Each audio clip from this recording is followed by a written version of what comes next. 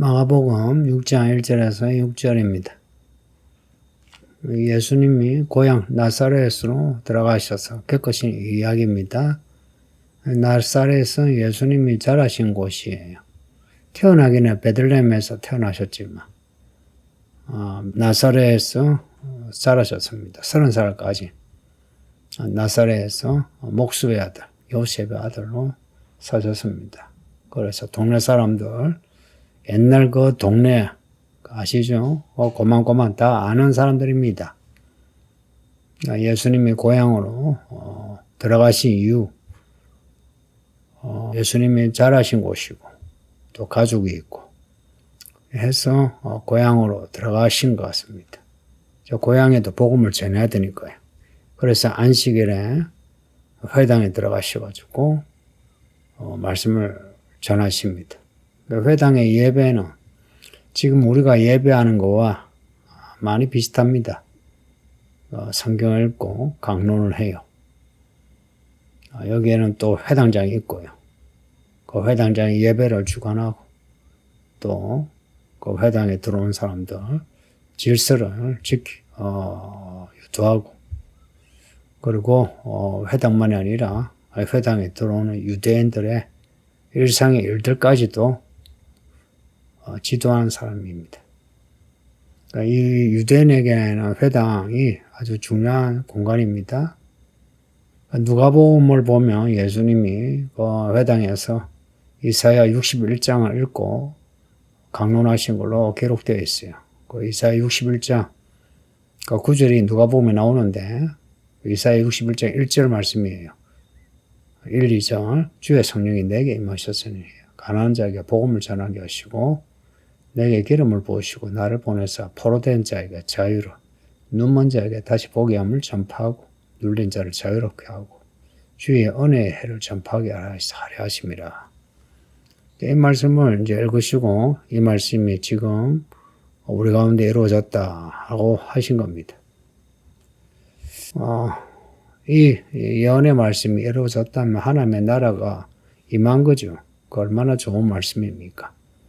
근데 예수님의 이 강론을 들은 사람들의 반응이 2절에 나와요. 이 사람이 어디서 이런 것을 얻었느냐? 이 사람이 받은 지혜와 그 손으로 이루어지는 이런 권능이 어찌됨이냐? 이 사람이 마리아의 아들 목수가 아니냐? 야고보와 요셉과 유다와 시몬의 형제가 아니냐? 그 너희들이 우리와 함께 여기 있지 아니하냐? 자, 2절, 3절의 이 반응을 보면 예수님에 대해 좋은 반응이 아니죠. 그 말씀을 전하면 아멘 하고 받아들이고 믿으려고 해야 되는데 예수님의 이 강론하는 이 내용을 판단하고 있습니다. 아니 이 사람이 이걸 어디서 배웠지? 어떻게 이런 말을 하지? 이런 겁니다. 그러니까 이거는 예수님을 아래로 보고 비판한 거나 같아요. 어디서 이런 지식을 배웠느냐 하는 겁니다. 이는 성장기에, 그 예수님의 성장기에 같이 이제 다 성장한 거죠. 그러고 보면 예수님이 자라실 때에 사람들 가운데 특별히 어떤 두각을 드러내지 않으신 걸로 보입니다. 사람들이 그 알아주는 두각은 특별히 잘났다든지 머리가 좋아가지고 비상한 지식으로 사람들을 놀래킨다든지 아니면 힘이 세가지고 보통 사람이 할 수 없는 일을 한다든지 이제 그렇게 하지 않으신 걸로 보여요. 그냥 예수님을 목수의 아들로 보고 그 이상인 것을 부정하고 있습니다. 그러고 보면 가끔 요즘은 이제 그런 말이 드문데 예전에는 예수님이 인도에 가서 누구한테 배웠다. 그러고는 와가지고는 이렇게 복음을 전했다.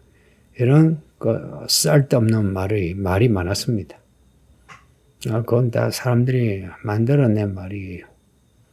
이 나사렛 사람들의 반응만 봐도 예수님이 복음을 전하시기 전까지 나사렛에서 사셨던 겁니다. 그래서 이 사람들은 목수로 있던 사람이 이런 율법을 가르친다. 어디서 배웠지? 하는 겁니다. 어디서 배우셨겠어요? 아버지 하나님에게서 배우셨죠. 하나님에게 배운 지식은 사람에게 배운 지식보다 훨씬 크고 깊고 높습니다. 우리가 머리가 별로 안 좋아도 학벌이 별로라도 하나님을 아는 지식은 세상 어떤 지식인보다 더 똑똑하게 살 수 있습니다. 지혜롭게 삽시다. 그러면서 이 동네 사람들이 예수님의 동생의 이름을 나열합니다. 이 예수의 동생들이 야고보, 요세, 유다, 시몬이 아니냐? 또 누이들이 있지 않느냐 합니다. 예수님이 그 아래로 동생들이 실명이 나온 게 남자 동생이 4명이고 실명은 없는데 누이들이 있다 이야기입니다. 그 마리아가 요셉하고 결혼해서 낳은 아들이 예수님하고 또 밑에 동생들, 여동생들이 있었다는 겁니다. 근데 천주교가 이런 마리아를 죽을 때까지 동정녀로 여기고 성모 마리아라 부르는 거는 정말 이 또한 참 우스운 일이죠. 우상숭배나 같습니다. 이렇게 아이 낳고 사는 여자를 처녀라고 이렇게 숭배를 하고 싶은지 모르겠어요. 나사렛 사람들은 예수님의 그리스도이심을 부정하는데 3절 끝에 예수를 배척한지라 예수님을 배척했다 이야기입니다. 누가복음에 보면은 회당의 사람들이 예수님 그 말씀을 듣고는 크게 분노해서 예수님을 미워하여 죽이려고까지 했답니다. 그래서 사람들이 일어나가지고 동네 밖으로 쫓아내고 그리고 그 동네 어귀에 있는 그 산 낭떠러지에 끌고 가서 밀쳐 떨어뜨리고자 했다 합니다. 억역하죠. 같은 동네 사람인데 예수님을 받아들이지 못하는 거. 예수님을 시기하는 겁니다. 제사장, 바리새, 서기관 그리고 유대인들이 예수님을 죽인 거 시기해서 그렇다는 겁니다. 예수님은 자신을 이렇게 대하는 이 나사렛 사람들에 대해 이렇게 말씀해요. 4절에 선지자가 자기 고향과 자기 친척과 자기 집 위에서는 존경을 받지 못함이 없느니라. 자기 고향에서는 존경을 못 받는다는 이야기입니다. 근데 이 말씀이 뭐 구약에 있는 구절이냐, 아니면 유다 속담에 있는 구절이냐, 둘 다 아니에요. 예수님이 만드신 말씀입니다. 근데 비슷한 말씀은 뭐 지혜로운 사람이 자기 동네에서 대우받지 못한다. 뭐 이런 정도의 속담은 있는데 선지자가 자기 친척, 자기 집 위에서는 존경을 받지 못한다. 뭐 이런 말씀은 예수님이 만드셨는데 일반적으로 사람들이 알고 있는 이러한 속담에 예수님이 얹어서 선지자가 자기 집 위에서는 존경을 받지 못함이 없다라고 말씀하신 겁니다. 예수님이 정말 그 언어로 복음을 전하신 겁니다. 이 말을 들은 나사렛 사람들은 금방 이해가 되죠. 저 사람 지금 하는 말에 자기는 선지자고 우리는 선지자를 알아주지 않는 그러한 악한 사람이다. 금방 알아차리죠. 그러니까 더 싫죠. 5절에서 그래서 예수님은 고향인 나사렛에서는 아무 권능을 행하실 수 없었다고 합니다. 앞에서 우리가 읽었던 것처럼 예수님은 믿음 있는 자에게 능력을 보여주셨어요. 혈루병 여자가 예수님 옷자락을 만지고 야이로가 예수님 옷자락을 만지고 그런 사람은 죽은 자 살아나고 죽을 병이 또 고침을 받았습니다. 근데 이 사람들은 예수님을 그리스도로 받아들이지 못하니까 예수님의 능력이 나오지 못하는 겁니다. 예수님이 고치고 싶어도 이들이 고침 받을 만한 그런 믿음이 안 돼요. 예수님이 고쳐주지 않으시고요. 이런 나사렛 사람들에 대한 반응, 예수님의 반응이 나오는데 그들이 6절 앞부분입니다. 그들이 믿지 않음을 이상히 여기셨더라. 이상히 여겼다는 거는 놀랬다는 겁니다. 아니 왜 안 믿지 하는 겁니다. 이 말은 요 이상하게 여기다 하는 요 단어 헬라어는 앞에 5장 20절에 그래서 귀신 들린 사람 이야기 있죠. 그 사람이 귀신이 나가고 난 뒤에 이제 예수님 말씀대로 자기 집에 또 동네 사람에게 예수님이 자기를 불쌍히 여기셔서 어떻게 고치셨는가 이제 이걸 말한 겁니다. 이걸 말했을 때 이 사람의 말대로 사람들의 반응이 모든 사람이 놀랍게 여기더라 할 때 놀랍게 여기더라 이 단어와 같은 단어예요. 이거는 이해가 되지 않는 그런 상황, 일, 혹은 얼토당토하는 일에 대해서 이건 뭐지 하는 겁니다.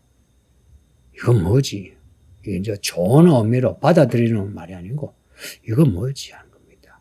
이 나사렛 사람들 대해서 예수님이 이거 뭐지? 왜 이러지 하는 겁니다.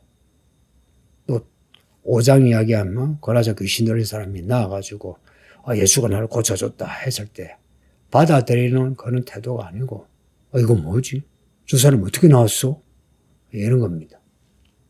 이런 나사렛 사람들의 반응은 나중에 예루살렘 사람들이 보이는 반응하고 겹쳐져요. 예루살렘은 하나님이 택하신 도시예요. 예루살렘 사람은 그래도 하나님이 택하신 도시에 하나님의 은혜로 들어와 사는 사람들입니다. 그리고 그곳에는 하나님의 집 성전이 있고 그 성전의 사람들이 예루살렘 사람들이 예수님을 배척하죠.